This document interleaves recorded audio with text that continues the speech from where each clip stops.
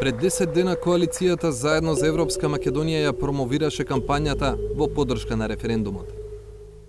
Сме согласни заеднички и одделно да ги повикаме граѓаните да излезат и да гласаат за подобра иднина. Të gjithë ne që duam dhe angazhohemi për një Maqedoni të barabartë dhe të integruar në NATO dhe në Bashkimin Evropian, sot jemi bashkë. Кампот за, од тогаш ги убедува граѓаните зошто треба да гласаат за договорот со Грција. На терен нема активна кампања против, но и без одлука дали ќе учествува, ВМРО ДПМН убедува дека договорот со Грција не е добар. Има една дилема и секогаш ме прашуваат каде додам. Дали сте за Европската унија и НАТО? Да, еве ви одговорувам. И за Европската унија и за НАТО. Ама сме жестоко против овој капитулантски договор Ципра заев. Прашината што ја крена политичката битка веќе ги покрива фактите. Што навистина пишува во договорот, а што велат политичките кампови дека пишува.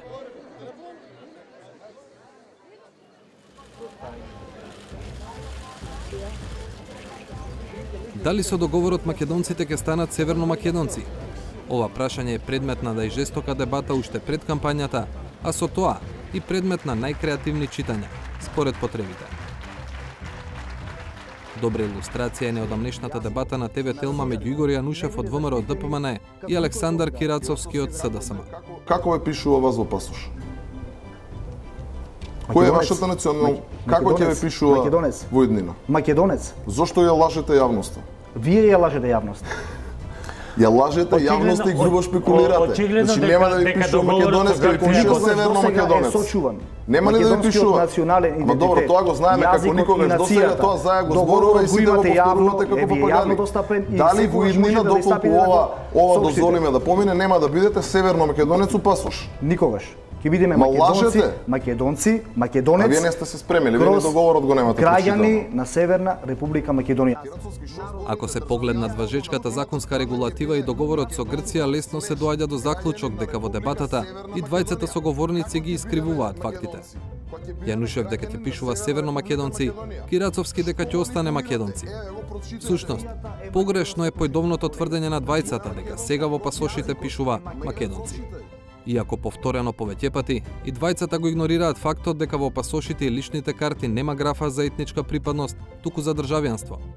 Например, во актуелниот биометриски пасош на ова лице во графата државјанство пишува македонско. Во стариот син пасош на истото лице, во графата државјанство пишуваше Република Македонија. Две различни формулации за исто лице со иста етничка припадност. Доказ дека државјанството, а не етничката припадност е предмет на опис во патните исправи, е и оваа лична карта и пасош на државјанин на Македонија, етнички албанец. Во посочената графа и таму пишува македонско, Македонис, Маседонија, бидејќи се опишува државјанството, а не етничката припадност. Сепак, факт е дека со договорот, формулацијата за државјанството ќе се смени. Нема да остане македонско, ниту пак ќе биде северно македонско, туку како што е предвидено во член 1, став 3, алинеја Б. Државјанството ќе биде македонско, коса црта, граѓанин на Република Северна Македонија.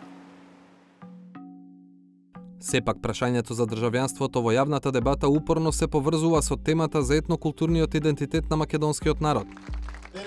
Коалицијата за тврди дека тој е целосно заштитен со договорот, а ВМРО ДПМН дека е комплетно поништен. Од членот 7.2 стои македонски идентитет потврден на оваа територија со јазик посебен, со култура посебна, наша националност посебност, целосно со сите атрибути. За нас овој договор представува тотално поништување на македонскиот национален идентитет и се бара од нас, од македонецот, сам да направи своја сопствена лоботомија.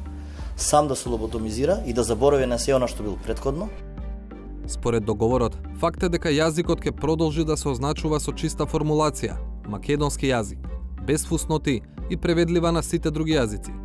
Придавката македонски ќе може да се користи за означување на народот, културата, историјата, наследството, но со членот 7 тоа е ограничено на словенски контекст.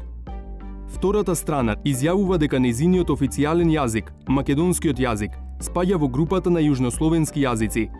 Двете страни изјавуваат дека официјалниот јазик и останатите одлики на втората страна не се поврзани со античката елинска цивилизација, историја, култура и наследство од северниот регион на првата страна. Со етнокултурниот идентитет е поврзана уште една точка за која кампот за речиси и да не зборува, а опозицијата ја споменува во секоја можна прилика. А тоа е ревизијата на учебниците.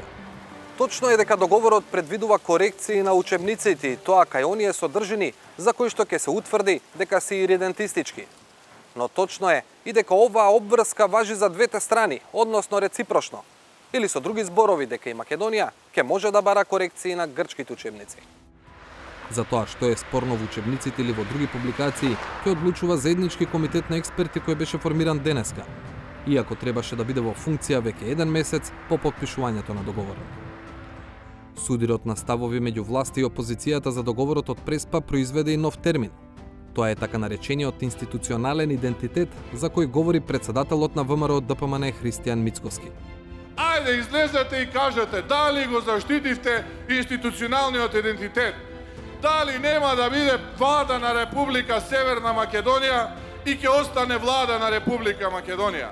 Дали нема да биде Академија на науките на Република Северна Македонија и ќе остане Македонска Академија на науките. Власта речиси и воопшто не реплицира на ова тврдење на лидерот на ВМРО ДПМН. Причината неверојатно е во фактот што сите државни институции и јавни предпријатија што ги содржат придавката македонска-македонски или актуелното име на државата Република Македонија ќе треба или да ги тргнат или да ги заменат со новото име Северна Македонија или Република Северна Македонија. Така Македонска Академија на науки и уметности ќе биде или само Академија на науки и уметности или Академија на науки и уметности на Северна Македонија. Македонска радиотелевизија ќе треба да се смени, најверојатно во радиотелевизија на Северна Македонија. Но точно е и дека не може да се најде дефиниција на институционален идентитет во смислата за која зборува првиот човек на ВМРО ДПМН. Напротив, поглед само во регионот покажува дека нема воедначена пракса, каде се користи придавка, а каде името на една држава. Например, актуелното решение во Македонија за името на јавниот сервис Македонска радиотелевизија е исто како во Хрватска, со Хрватската радиотелевизија.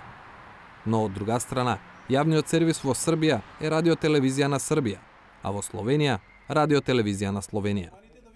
Иако во суштина, користењето на придавката во имињата на Ману или на МРТ е реферирање кон државата, а не кон мнозинскиот народ во неа. Ова прашање е чувствително и од овој аспект во Македонија. Пак, значи, што се случи 92 година кога правевме армија? Имавме закон за одбрана, во кој армијата беше именувана во првиот драт како Македонска армија. 23-24 пратеници на тогашно ПДП. Да, така. ПДП на ДП. Се заканија со излегување од собранието и рекоа, ако е така, перцепцијата на луѓето, албанци и други, е дека е тоа само армија за македонци, така. Ние не очекувате да служиме во таа армија. И сега имаме, денеска имаме, го сменивме тоа, за да имаме поголема инклузија во таа државна институција, не етнизирана, и сега се вика армија на Република Македонија. Ама немојте да врзувате придавката македонски само со етнос. Нема само и основна етничка конотација. Па вие ќе сега извадите на таа основа, затоа што постојат и албанска етничка заедница и национални малцинства во Македонија. Не, постои македонски народ. Дали постои? Дали македонски народ како кованица во преамбула ќе остане? Тоа не го одговарате. Како нема да остане? Како? Ама пред 5 минути го кажав тоа, не знам дали покасно дојдовте во студио валјда. Вие рековте македонскиот јазик. И македонскиот народ ќе остане во преамбулата, само што името на државата, не на народот, ќе го следи ова што е договорено и ќе има додавка северна. И додека придавката македонски нема да може да се користи во имињата на државните институции и јавните предпријатија, таа останува во употреба во приватниот, невладиниот и други недржавни сектори. За пример, најголемата опозицијска партија нема да треба да си го смени името. Внатрешна македонска револуционерна организација, Демократска партија за македонско национално единство. Но СДСМ ќе замине во историјата бидејќи го користи името на државата, па ќе треба да биде или само Социјалдемократски сојуз или Социјалдемократски сојуз на Северна Македонија. Сите овие прашања ќе бидат уредени во уставните измени, согласно договорот. Но и покрај повиците од опозицијата, власта се уште ја нема објавено точната содржина на уставните амандмани, особено за преамбулата.